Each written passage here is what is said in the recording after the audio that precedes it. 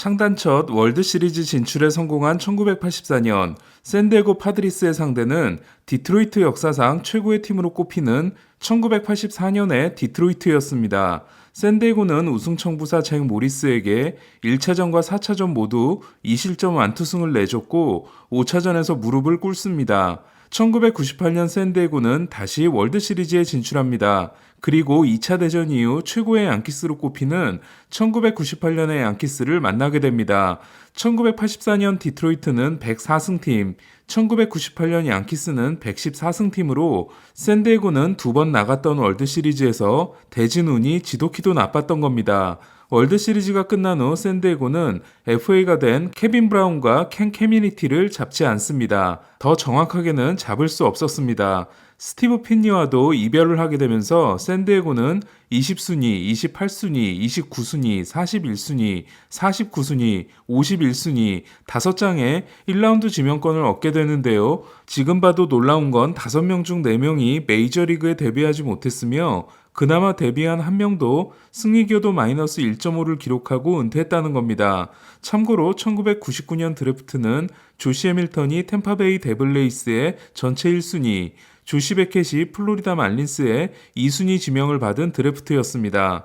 하지만 1999년 드래프트에서 샌디에고는 팀의 역사에 기록된 선수를 건지게 되는데요. 바로 15라운드에서 지명한 제이크 피비였습니다. 신체 조건이 그다지 뛰어나지 않았으며 위험한 투구폼을 가지고 있고 대학 진학 가능성이 높았기 때문에 저평가를 받았던 피비는 15라운드 472순위로 뽑히게 되는데요. 하지만 그의 지명을 받은 선수 중 통산 승리 기여도가 피비를 능가하는 선수는 13라운드 402순위 지명자인 엘버트 푸울스가 유일합니다. 1999년 드래프트의 승리기여도 순위를 보면 1위는 지난해 마이너스 0.6을 기록함으로써 100.2에서 99.6이 된 엘버트 푸울스, 2위는 39.2인 제이크 피비, 3위는 39.1인 칼 크로포드, 4위는 37.3인 존 레키, 5위는 35.7인 조시 베켓으로 크로포드와 레키는 2라운드, 베켓은 전체 2순위 지명 선수입니다.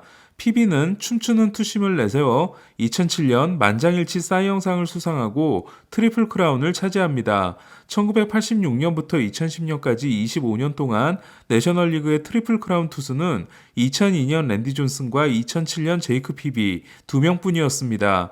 사실 피비보다 기대가 컸던 선수는 이름이 너무 멋있어서 저도 좋아했던 데니스 탱커슬리였는데요. 그러나 샌디에고는 탱커슬리와 함께 쇼온 버로스, 엑세비언 에이디 등 피비를 제외한 상위 유망주들이 대부분 실패하게 됩니다.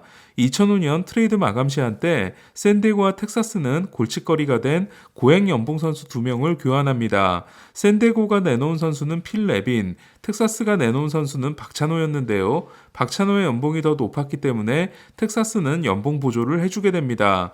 필 레빈은 1992년 드래프트에서 전체 1순위 지명권을 가진 휴스턴이 반드시 데릭 지터를 뽑아야 한다고 했던 할 뉴하우저의 주장을 무시하고 뽑았던 선수로 유명한데요. 그렇게 양키스에게 큰 도움을 줬던 레빈은 지난 와일드카드 시리즈에서 3루 코치로서 찬물을 끼얹은 판단 미스를 했고 양키스와 재계약에 실패했습니다. 이 트레이드는 박찬호에게 행운이었는데요. 당시 페코파크는 투수에게 엄청나게 유리했고 찬바람이 쌩쌩 불었던 슈얼터 감독과 달리 브루스 보치 감독의 따뜻함이 더해져 물론 기복이 크긴 했지만 호투하는 모습도 보여주게 됩니다. 2005년 샌디에고는 82승 80패를 기록하고 극적으로 포스트 시즌 진출에 성공하는데요. 진출이 확정된 날 서로 얼싸안다가 피비가 갈비뼈 골절을 입는 일이 일어났고 피비, 페드로 아스타시오, 우디 윌리엄스가 나선 디비전 시리즈에서 크리스 카펜터, 마크 멀더, 맨 모리스가 나선 세인트루이스에게 3연패를 당하게 됩니다. 당시 샌디에고는 나란히 12년 차가 된 케빈 타우스 단장과 브루스 보치 감독이 완벽한 호흡을 자랑하고 있었는데요. 시즌에 앞서 타우스 단장은 네이디를 뉴욕 매치로 보내고 마이크 캐머론을 받아옵니다. 버로스 또한 템파베이로 보냄으로써 네이디와 버로스를 모두 포기하는데요. 그러나 버로스를 주고 데려온 선수는 역시 실패한 유망주인 드완 브래즐턴이었습니다. 마이크 피아자와 FA 계약을 맺고 2004년 보스턴의 우승 멤버들인 마크 베론, 앨런 엠브리도 영입한 타워스는 FA가 된 브라이언 자일스와 계약합니다. 최고의 선구안을 자랑했던 자일스는 2005년에 기록한 119개의 볼넷이 메이저리그 1위에 해당됐습니다. 물론 이는 본즈가 무릎 부상을 당한 덕분으로 본즈는 2004년 120개의 고의사구가 포함된 232개의 볼넷을 기록한 바 있습니다. 2003년 8월 피츠버그에서 데려올 때 제이슨 베이와 올리버 페레스를 내줬던 자일스는 마지막에 크게 부진하긴 했지만 불리한 구장 환경에서도 통산타율 2할 9푼 1리, 출루율 4할, 장타율 0.502, 조정 OPS 137을 기록하는 좋은 활약을 했는데요. 하지만 은퇴 후 약혼녀를 폭행하는 장면이 담긴 CCTV가 공개돼 좋았던 이미지가 사라집니다. 그해 겨울 타워스는 샌디에고 역사상 최고의 트레이드를 터뜨리는데요. 상대는 역대 최연소 단장이 된 지 3개월밖에 되지 않았던 텍사스 존 다니엘스였습니다. 타워스가 셋업맨 오츠카 아키노리와 선발 투수 애덤 이튼이 포함된 3명을 주고 텍사스에서 받은 3명은 에드리안 곤잘레스, 투수 크리스 영, 그리고 한국계 터멜 슬레지였습니다. 2000년 플로리다 말린스로부터 전체 1순위 지명을 받았지만 데뷔도 전에 트레이드된 최초의 1순위 지명자가 됐으며 텍사스에서 라파엘 팔메이로와 마크 테스에라 사이에 끼어 있었던 곤잘레스는 고향팀에서 최고의 홈런 타자가 됩니다. 특히 2009년에 기록한 40개 홈런은 페코파크 선수로서는 충격적인 숫자였습니다. 이렇게 완성된 2006년 샌디에고 라인업은 1번 타자 좌익수 데이브 로버츠, 2번 타자 중견수 마이크 캐머론, 3번 타자 우익수 브라이언 자일스, 4번 타자 포수 마이크 피아자, 5번 타자 유격수 칼리어 그린, 6번 타자 3루수 비니 카스티아, 7번 타자 1루수 에드리안 곤잘레스, 8번 타자 2루수 조시 바필드였는데요. 로버츠 감독은 2004년 더스틸 이후 샌디에고에서 두 번째 시즌이었고 전성기가 한참 지났던 38살의 카스티아는 멕시코계 이주민들을 위한 영입으로 시즌 중반 방출됩니다. 가장 아쉬웠던 선수는 퍼스트 네임을 어떻게 발음해야 하나 했던 칼리어 그린이었는데요. 필라델피아가 샌디에고 연고지 선수인 콜 해멀스를 17순위로 뽑은 2002년 드래프트에서 샌디에고가 13순위로 뽑은 선수였던 그린은 2004년 제이슨 베이에 이어 신인왕 투표 2위에 오르는 등 기대가 컸는데요. 하지만 사회적 불안장애를 이겨낸 같은 해 6순위 지명자인 그레인키와 달리 멘탈을 잡지 못하고 일찍 은퇴하게 됩니다. 우리 팬들에게 재밌었던 건 박찬호와 피아자의 재결합이었는데요. 그때도 둘의 호흡은 그닥이었던 걸로 기억합니다. 하지만 매치에서 8년을 보내고 나온 피아자는 22개 홈런과 함께 장타율 0.502를 기록하는 인상적인 공격력을 선보였는데요.